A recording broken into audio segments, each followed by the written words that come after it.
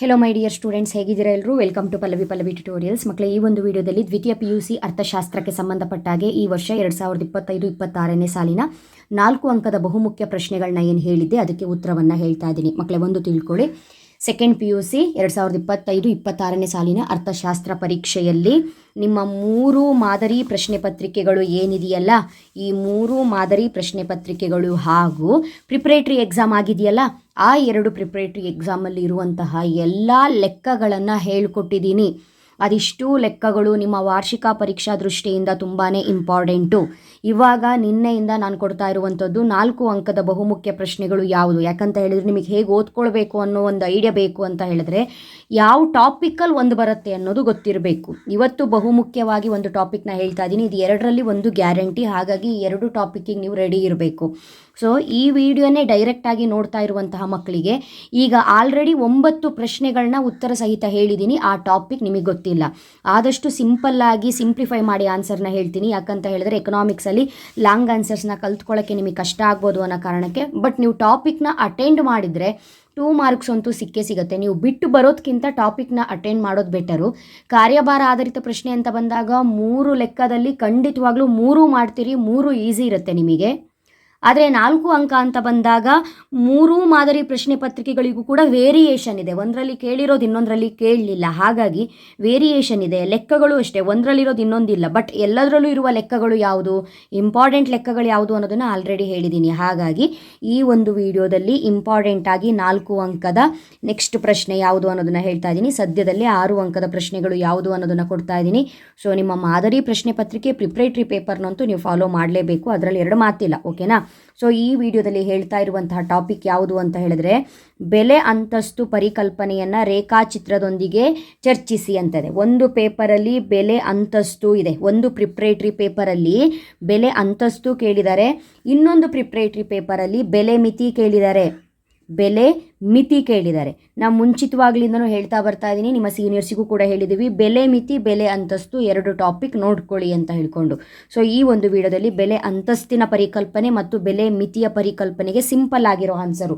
Already ನಾನು ಕೊಟ್ಟಿರುವಂತಹ answer ನಿಮ್ಮ ಸೀನಿಯರ್ಸಿಗೆ ಅಪ್ಲೋಡ್ ಮಾಡಿರುವಂಥ ಆನ್ಸರಲ್ಲಿ ನೀವು ಇದನ್ನು ವಾಚ್ ಮಾಡಿರಬಹುದು ನೋಡಿ. ಬೆಲೆ ಮಿತಿ ಬಗ್ಗೆ ಟಿಪ್ಪಣಿ ಬರೆಯಿರಿ ಅಂತ ಹೇಳ್ಕೊಂಡು ಇಲ್ಲೇ ಪಾಸ್ ಮಾಡ್ಕೊಳ್ಳಿ ಸದ್ಯಕ್ಕೆ. ಯಾಕಂತ ಹೇಳಿದ್ರೆ ಇವಾಗ ಈ ಆನ್ಸರ್ ಹೇಳ್ತಾ ಇಲ್ಲ, ಇದು ನಿಮಗೆ ಲಾಂಗ್ ಆಗ್ಬೋದು ಮತ್ತು ರೇಖಾಚಿತ್ರ ಕೂಡ ಬೇಕಾಗಿರೋದ್ರಿಂದ ಹೇಳ್ತಾ ಇಲ್ಲ ನಾನು ಈ ಆನ್ಸರ್ನ. ಇದು ಬೆಲೆ ಮಿತಿಗೆ ಕೊಟ್ಟಿದ್ದೆ. ನೆಕ್ಸ್ಟು ಬೆಲೆ ಅಂತಸ್ತಿನ ಬಗ್ಗೆ ಟಿಪ್ಪಣಿ ಬರೆಯಿರಿ ಅಂತ ಹೇಳಿದ್ರೆ ಈ ಒಂದು ಉತ್ತರವನ್ನು ನಾನು ಕೊಟ್ಟಿದ್ದೆ. ಈ ವಿಡಿಯೋನ ವಾಚ್ ಮಾಡಿಕೊಂಡು ನೀವೇನಾದರೂ ಬೆಲೆ ಅಂತಸ್ತು ಬೆಲೆ ಮಿತಿಗೆ ರೆಡಿಯಾಗಿದ್ದರೆ ತಪ್ಪೇನೂ ಇಲ್ಲ. ರೇಖಾಚಿತ್ರ ಒಂದು ಈ ವಿಡಿಯೋದಲ್ಲಿ ನೋಡ್ಕೊಳ್ಳಿ. ಇದು ನಿಮಗೇನಾದರೂ ಕಲ್ತ್ಕೊಂಡು ಈ ಸೆಂಟೆನ್ಸು ನಿಮಗೆ ಗೊತ್ತಿದ್ರೆ ಬಯಾರ್ಟ್ ಆಗಿದ್ರೆ ಮತ್ತೆ ಚೇಂಜ್ ಮಾಡೋದು ಬೇಡ. ಬೆಲೆ ಅಂತಸ್ತು ಮತ್ತು ಬೆಲೆ ಮಿತಿಗೆ ಇದು ನಡೆಯುತ್ತೆ. ಓಕೆನಾ? ಇವಾಗ ಕೊಡ್ತಾ ಇರುವಂಥದ್ದು ಒಂದು ಸ್ವಲ್ಪ ಬೇರೆ ರೀತಿಯಾಗಿದೆ ಅಂತ ಹೇಳಿದ್ರೆ ಸ್ವಲ್ಪ ಚಿಕ್ಕದಾಗಿದೆ ಆನ್ಸರು, ಆರಾಮಾಗಿ ಓದ್ಕೊಳ್ಬಹುದು. ನಿಮಗೆ ಓದೋದಕ್ಕೆ ಈಸಿಯಾಗಿರಲಿ ಅನ್ನೋ ಕಾರಣಕ್ಕೆ ಈ ಆನ್ಸರ್ನ ಕೊಡ್ತಾ ಇದ್ದೀನಿ. ಬೆಲೆ ಅಂತಸ್ತು ಬೆಲೆ ಮಿತಿ. ಈ ಒಂದು ವಿಡಿಯೋ ಆದ ನಂತರ ಮುಂದಿನ ವೀಡಿಯೋಸ್ಗಳು ಯಾವುದು ಬರುತ್ತೆ ಅದ್ರ ಬಗ್ಗೆ ನೋಟಿಫಿಕೇಶನ್ ಬರಬೇಕು ಅಂತ ಹೇಳಿದ್ರೆ ಜಸ್ಟ್ ಸಿಂಪಲ್ ನಮ್ಮ ಚಾನಲ್ ಪಲ್ಲವಿ ಟ್ಯುಟೋರಿಯಲ್ಸ್ನ ಸಬ್ಸ್ಕ್ರೈಬ್ ಮಾಡಿಕೊಂಡು ಆಲ್ ಬಟನ್ನ ಕ್ಲಿಕ್ ಮಾಡಿಕೊಂಡ್ರೆ ಆಯಿತು. ವಿಡಿಯೋ ಬರ್ತಾ ಇದ್ದಾಗೆ ನೋಟಿಫಿಕೇಶನು ಬರುತ್ತೆ ಮಕ್ಕಳೇ. ಓಕೆನಾ? ಸೊ ಫಸ್ಟು ನಾವು ಬೆಲೆ ಅಂತಸ್ತನ್ನು ನೋಡೋಣ ಅಲ್ವಾ. ಸೊ ಬೆಲೆ ಅಂತಸ್ತಿನ ಬಗ್ಗೆ ಟಿಪ್ಪಣಿ ಬರೀರಿ ಅಂತ ಕೇಳಿದಾಗ ಆನ್ಸರ್ನ ಕರೆಕ್ಟಾಗಿ ಬರ್ಕೊಳ್ಳಿ. ಬೆಲೆ ಅಂತಸ್ತು ನಿರ್ದಿಷ್ಟ ಸರಕು ಮತ್ತು ಸೇವೆಗೆ ವಿಧಿಸಬಹುದಾದ ಬೆಲೆಗೆ ಸರ್ಕಾರವು ಕನಿಷ್ಠ ಮಿತಿಯನ್ನು ವಿಧಿಸಿರುವುದನ್ನು ಬೆಲೆ ಅಂತಸ್ತು ಎಂದು ಕರೆಯುತ್ತೇವೆ. ಬೆಲೆ ಅಂತಸ್ತು ವಿಧಿಸುವ 2 ಅತ್ಯಂತ ಜನಪ್ರಿಯವಾದ ಉದಾಹರಣೆಗಳು. ಇದು ಇಂಪಾರ್ಟೆಂಟು ನೋಡಿ, ಅಲ್ಲಿ 2 ಪಾಯಿಂಟ್ ಬಂದೇ ಬಿಡುತ್ತೆ ನಿಮಗೆ. ಒಂದು ಕೃಷಿ ಬೆಂಬಲ ಬೆಲೆ ಕಾರ್ಯಕ್ರಮಗಳು, ಇನ್ನೊಂದು ಕನಿಷ್ಠ ಕೂಲಿಯ ಕಾಯ್ದೆ. 2ನ್ನ ನೀವು ವಿವರಣೆ ಮಾಡಿದ್ರೆ ಆಯಿತು. ಕೃಷಿ ಬೆಂಬಲ ಬೆಲೆ ಕಾರ್ಯಕ್ರಮಗಳಿಗೆ ಏನು ಬರಿಬೇಕು ಅಂತ ಹೇಳಿದ್ರೆ, ಕೃಷಿ ಬೆಂಬಲ ಬೆಲೆ ಕಾರ್ಯಕ್ರಮಗಳ ಮೂಲಕ ಸರ್ಕಾರವು ಕೆಲವೊಂದು ಕೃಷಿ ಸರಕುಗಳಿಗೆ ಖರೀದಿ ಬೆಲೆಯ ಮೇಲೆ ಕೆಳಮಿತಿಯನ್ನು ವಿಧಿಸುತ್ತದೆ ಮತ್ತು ಬೆಲೆ ಅಂತಸ್ತು ಸಾಮಾನ್ಯವಾಗಿ ಈ ಸರಕುಗಳಿಗೆ ಮಾರುಕಟ್ಟೆ ನಿರ್ಧಾರಿತ ಬೆಲೆಗಿಂತ ಹೆಚ್ಚಿನ ಮಟ್ಟದಲ್ಲಿ ನಿಗದಿಪಡಿಸುತ್ತದೆ. ಕೃಷಿ ಬೆಂಬಲ ಬೆಲೆಯು ಈ ವಿಷಯದಲ್ಲಿ ಅಧಿಕ ಪೂರೈಕೆಯ ಕಾರಣದಿಂದಾಗಿ ಬೆಲೆ ಇಳಿಕೆಯನ್ನು ತಡೆಗಟ್ಟಲು ಸರ್ಕಾರವು ಹೆಚ್ಚುವರಿ ಪ್ರಮಾಣವನ್ನು ಪೂರ್ವ ನಿರ್ಧಾರಿತ ಬೆಲೆಯಲ್ಲಿ ಖರೀದಿ ಮಾಡಬೇಕಾಗುತ್ತದೆ. ಕನಿಷ್ಠ ಕೂಲಿ ಕಾಯ್ದೆ ಅಂತ ಹೇಳಿದ್ರೆ ಈ ಒಂದು ಕಾಯ್ದೆಯ ಮೂಲಕ ಕಾರ್ಮಿಕರ ವೇತನದ ದರ ನಿರ್ದಿಷ್ಟ ಮಟ್ಟಕ್ಕಿಂತ ಕಡಿಮೆಯಾಗುವುದಿಲ್ಲ ಎಂದು ಸರ್ಕಾರ ಖಾತ್ರಿಪಡಿಸುತ್ತದೆ. ಮತ್ತು ಇಲ್ಲಿ ವೇತನ ದರವನ್ನು ಸಮತೋಲನ ವೇತನ ದರಕ್ಕಿಂತಲೂ ಹೆಚ್ಚಿಗೆ ನಿಗದಿಪಡಿಸಲಾಗಿರುತ್ತದೆ. ಒಂಚೂರು ಈ ಒಂದು ರೇಖಾಚಿತ್ರವನ್ನು ನೋಡ್ಕೊಳ್ಳಿ, ಕರೆಕ್ಟಾಗಿ ಬರೀರಿ. ಯಾಕಂತ ಹೇಳಿದ್ರೆ ರೇಖಾಚಿತ್ರದ ಮುಖಾಂತರನೇ ಬರೆಯಿರಿ ಅಂತ ಹೇಳಿದ್ದಾರೆ. ಹಾಗಾಗಿ ಇದು ಕಲ್ತ್ಕೊಳ್ಳಿ. ಎಷ್ಟು ಸಿಂಪಲ್ ಇದೆ, ಮುಗಿದೋಯ್ತು ಆನ್ಸರ್, ಇಷ್ಟೇ ಇರೋದು. ರೇಖಾಚಿತ್ರ ಇಲ್ಲೇ ಪಾಸ್ ಮಾಡಿ ಬರ್ಕೊಳ್ತೀರಲ್ವಾ. ಈ ಮೇಲಿನ ರೇಖಾಚಿತ್ರದಲ್ಲಿ ಸರಕುಗಳ ಮಾರುಕಟ್ಟೆಯ ಮೇಲೆ ಬೆಲೆ ಅಂತಸ್ತಿನ ಪರಿಣಾಮವನ್ನು ಕಾಣಬಹುದು. ಮಾರುಕಟ್ಟೆ ಸಮತೋಲನವು PFನಲ್ಲಿನ ಬೆಲೆ ಅಂತಸ್ತಿನ ವಿಧಿಸುವಿಕೆಯು ಅಧಿಕ ಪೂರೈಕೆಗೆ ಕಾರಣವಾಗುತ್ತದೆ. ಇಲ್ಲಿ ಮಾರುಕಟ್ಟೆ ಸಮತೋಲನ P ಮತ್ತು Qನಲ್ಲಿದೆ, ಕರೆಕ್ಟಾ? P ಎಲ್ಲಿದೆ, Q ಎಲ್ಲಿದೆ? ಸೊ Pಯಲ್ಲಿ ಏನಿದೆ, ಬೆಲೆ ಇದೆ. Qಲ್ಲಿ ಏನಿದೆ, ಪ್ರಮಾಣ ಇದೆ. ಕಾಣಿಸ್ತಾ ಇದೆಯಲ್ಲಿ Qಲ್ಲಿ ಪ್ರಮಾಣ ಇದೆ, P ಸೈಡಲ್ಲಿ ಬೆಲೆ ಇದೆ, ಪ್ರೈಸು. ಪ್ರೈಸ್ ಅಂದರೆ ಬೆಲೆ, Q ಕ್ವಾಂಟಿಟಿ ಅಂದರೆ ಪ್ರಮಾಣ. ಆಯಿತಾ? ಅದನ್ನೇ ಬರೀರಿ. OX ಕ್ವಾಂಟಿಟಿ ಪ್ರಮಾಣವನ್ನು ಸೂಚಿಸುತ್ತೆ, OY ಬೆಲೆಯನ್ನು ಸೂಚಿಸ್ತಾ ಇದೆ. ಓಕೆನಾ? PFನಲ್ಲಿನ ಬೆಲೆ ಅಂತಸ್ತಿನ ವಿಧಿಸುವಿಕೆಯು ಅಧಿಕ ಪೂರೈಕೆಗೆ ಕಾರಣವಾಗುತ್ತದೆ ಅಂತ ಬರಿಬೇಕು. ಇದು ನಿಮಗೆ ಎಕ್ಸಾಮಲ್ಲಿ ಬೆಲೆ ಅಂತಸ್ತಿನ ಬಗ್ಗೆ ಬರೆಯಿರಿ ಅಂತ ಹೇಳಿದ್ರೆ ಈ ಒಂದು ಉತ್ತರವನ್ನು ಬರಿಬೇಕು. ನೆಕ್ಸ್ಟು ಬೆಲೆ ಮಿತಿ ನೋಡೋಣ. ಇಲ್ಲಿ ಬೆಲೆ ಅಂತಸ್ತಿನ ರೇಖಾಚಿತ್ರ ಹಾಗೂ ಬೆಲೆ ಮಿತಿಯ ರೇಖಾಚಿತ್ರವನ್ನು ಒಂದು ಕಡೆ ಬರ್ಕೊಬಿಡಿ, ನಿಮಗೆ ಹೆಲ್ಪ್ಫುಲ್ ಆಗಿರುತ್ತೆ. ಇದು ಬೆಲೆ ಅಂತಸ್ತು, ಬೆಲೆ ಮಿತಿಯ ರೇಖಾಚಿತ್ರ. ಇದು ಏನು ಚೇಂಜಸ್ ಇದೆ ಅನ್ನೋದನ್ನು ನೋಡ್ಕೊಳ್ಬೇಕು.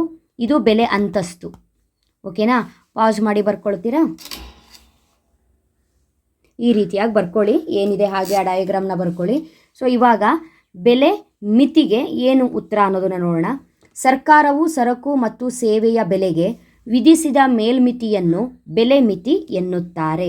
ಬೆಲೆ ಮಿತಿಯನ್ನು ಸಾಮಾನ್ಯವಾಗಿ ಅವಶ್ಯಕ ಸರಕುಗಳಾದಂತಹ ಗೋಧಿ, ಅಕ್ಕಿ, ಸೀಮೆಎಣ್ಣೆ, ಸಕ್ಕರೆ ಇತ್ಯಾದಿಗಳ ಮೇಲೆ ವಿಧಿಸಲಾಗುತ್ತದೆ.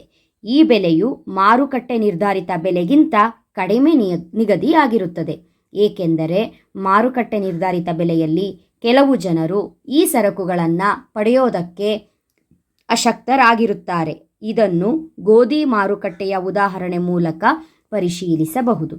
ಓಕೆನಾ? ಪಡಿತರ ವ್ಯವಸ್ಥೆ ನಿಮಗೆ ಸೊಸೈಟಿಯಲ್ಲೆಲ್ಲ ಗೊತ್ತಾಗ್ಬಿಡುತ್ತೆ ಯಾವ ರೀತಿ ಇರುತ್ತೆ ಅಂತ. ರೇಖಾಚಿತ್ರದಲ್ಲಿ ಗೋಧಿಯ DD ಮಾರುಕಟ್ಟೆ ಬೇಡಿಕೆ ರೇಖೆ ಮತ್ತು SS ಪೂರೈಕೆ ರೇಖೆಯಾಗಿದ್ದು P ಮತ್ತು Q ಕ್ರಮವಾಗಿ ಗೋಧಿಯ ಸಮತೋಲನ ಬೆಲೆ ಮತ್ತು ಪ್ರಮಾಣಗಳಾಗಿವೆ. ಸರ್ಕಾರವು ಸಮತೋಲನ ಬೆಲೆ ಮಟ್ಟಕ್ಕಿಂತ ಕಡಿಮೆ ಇರುವ PC ಪ್ರಮಾಣದ ಬೆಲೆ ಮಿತಿಯನ್ನು ವಿಧಿಸಿದಾಗ QCನಷ್ಟು ಬೇಡಿಕೆ ಮತ್ತು Q1Cನಷ್ಟು ಪೂರೈಕೆ ಇರುತ್ತದೆ. ಆದ್ದರಿಂದ PC ಬೆಲೆಯಲ್ಲಿ ಗೋಧಿಗೆ ಅಧಿಕ ಬೇಡಿಕೆಯುಂಟಾಗುವುದರಿಂದ ಅಂತಿಮವಾಗಿ ಗೋಧಿಯ ಕೊರತೆ ಸೃಷ್ಟಿಯಾಗುತ್ತದೆ. ನೀವಿಲ್ಲಿ ಮೀನಿಂಗ್ನ ಕರೆಕ್ಟಾಗಿ ಬರೆದು ಈ ಒಂದು ಪ್ಯಾರಾ ಏನಿದೆ ನೋಡಿ, ಇದು ಕರೆಕ್ಟಾಗಿ ಓದ್ಕೊಳ್ಳಿ. ಈ ಪ್ಯಾರಾನ ಕರೆಕ್ಟಾಗಿ ಓದಿ ಬರ್ಕೊಂಡು ಈ ಒಂದು ರೇಖಾಚಿತ್ರವನ್ನು ಕರೆಕ್ಟಾಗಿ ಗಮನಿಸಿ. ಇದು ನೀವು ಬೈಯರ್ಟ್ ಹೊಡಿಬೇಕು ಅಂತಿಲ್ಲ, ಕಾನ್ಸೆಪ್ಟ್ ಅರ್ಥ ಮಾಡ್ಕೊಳ್ಳಿ. ಈ ರೇಖಾಚಿತ್ರವನ್ನು ನೋಡಿಕೊಂಡು ಇದನ್ನು ವಿವರಣೆ ರೀತಿ ಕೊಟ್ಬಿಟ್ರೆ ಆಯಿತು. ಓಕೆನಾ? ಇಷ್ಟು ಬರೆದ್ರೆ ಆಯಿತು. ನೀವು ಪರಿಣಾಮಗಳು 2 ಪಾಯಿಂಟ್ ತಗೊಳ್ಳಿ. ಯಾಕಂತ ಹೇಳಿದ್ರೆ ಬೆಲೆ ಮಿತಿಗೆ ಪರಿಣಾಮಗಳು ಇರುತ್ತೆ. ಪ್ರತಿಯೊಬ್ಬ ಅನುಭೋಗಿಯು ಪಡಿತರ ಅಂಗಡಿಗಳ ಮುಂದೆ ಸರಕುಗಳ ಖರೀದಿಗೆ ಉದ್ದ ಸಾಲಿನಲ್ಲಿ ನಿಲ್ಲಬೇಕಾಗುತ್ತದೆ.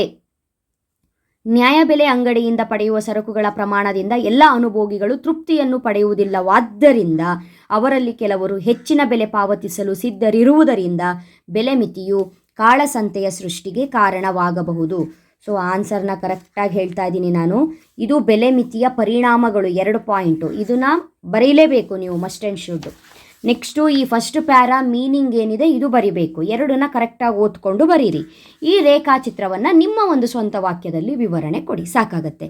ಸೊ ಇದಿಷ್ಟು ಕೂಡ ಬೆಲೆ ಮಿತಿ ಮತ್ತು ಬೆಲೆ ಅಂತಸ್ತಿಗೆ ಸಂಬಂಧಪಟ್ಟ ಹಾಗೆ ನಾನು ನಿಮಗೆ ಈಗಾಗಲೇ ಹೇಳಿರೋ ಹಾಗೆ 5 ಪೇಪರಿಂದನೂ ಕೂಡ ಕರೆಕ್ಟಾಗಿ ಅನಲೈಸ್ ಮಾಡಿ ಇಂಪಾರ್ಟೆಂಟ್ ಪ್ರಶ್ನೆಗಳನ್ನ ಕೊಡ್ತಾ ಇರುವಂಥದ್ದು. ಹಾಗಾಗಿ ಕೊಡುವಂಥ ಪ್ರಶ್ನೆಗಳು ತುಂಬಾ ಇಂಪಾರ್ಟೆಂಟು. ಮುಂದಿನ ಪ್ರಶ್ನೆ, ಭಾರತದ ರಿಸರ್ವ್ ಬ್ಯಾಂಕಿನ ಕಾರ್ಯಗಳು, ವೆರಿ ಇಂಪಾರ್ಟೆಂಟ್ ಟಾಪಿಕ್ ಏನಿದೆ ಅದಕ್ಕೆ ಉತ್ತರವನ್ನು ಹೇಳ್ತಾ ಇದ್ದೀನಿ. ಸೊ ಇನ್ನೊಂದು 2 ವಿಡಿಯೋದಲ್ಲಿ ನಿಮ್ಮ ಎಲ್ಲ 4 ಮಾರ್ಕ್ಸಿನ ಭಾಗ C 4 ಮಾರ್ಕ್ಸಿನ ಎಲ್ಲ ಟಾಪಿಕ್, ಇವಾಗ ಇಲ್ಲಿ ಮಾರ್ಕ್ ಆಗಿದೆ ಅಂತ ಹೇಳಿದ್ರೆ ಎಲ್ಲದೂ ಮುಗಿತಾ ಬಂತು ಆಲ್ಮೋಸ್ಟ್. ನೆಕ್ಸ್ಟ್ 6 ಮಾರ್ಕ್ಸ್ ಕೊಡ್ತೀನಿ. ಚೆನ್ನಾಗಿ ಓದ್ಕೊಳ್ಳಿ ಮಕ್ಕಳೇ, ಚೆನ್ನಾಗಿ ಪ್ರಿಪೇರ್ ಆಗಿ. ಟೈಮ್ ತುಂಬ ಕಡಿಮೆ ಇದೆ. ಸ್ಯಾಟರ್ಡೆಯಿಂದ ಕನ್ನಡ ಎಕ್ಸಾಮ್ ಸ್ಟಾರ್ಟ್ ಆಗ್ತದೆ.